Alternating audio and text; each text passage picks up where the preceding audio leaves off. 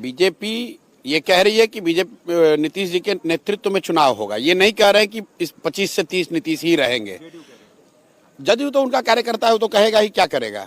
लेकिन मैंने तो कैमरे पर कहा है कि अगर अमित शाह में और नरेंद्र मोदी जी में इतना अगर दम है, राजनीतिक दम है, बिहार को समझने का दावा करते हैं, तो एक बार ये बोलकर दिखाइए कि आपका एनडीए का मुख्यमंत्री कौन होगा जीतने के बाद, कि नीतीश कुमार ही रहेंगे 25 के बाद।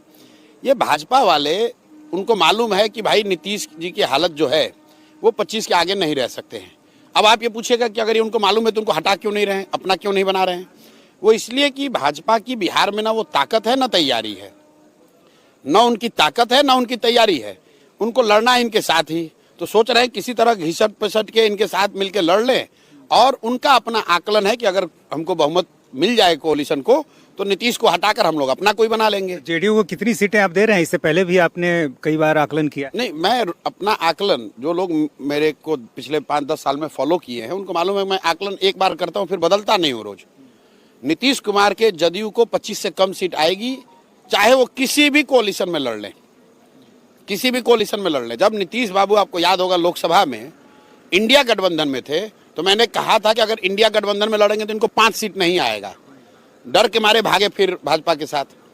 अभी मैं आपको बता रहा हूं कि नीतीश कुमार को विधानसभा में जदयू को 25 सीट से कम ही आएगा।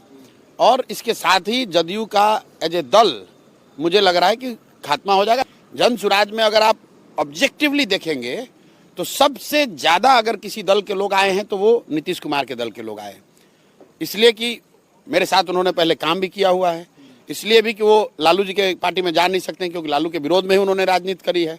और भाजपा में वो जाना नहीं चाहते हैं क्योंकि भाजपा के साथ कोalition में रहते हुए भी अगर वो जदयू में थे तो इसका मतलब कि वो भाजपा के विचारधारा से पूरी तरह से इत्तेफाक नहीं रखते।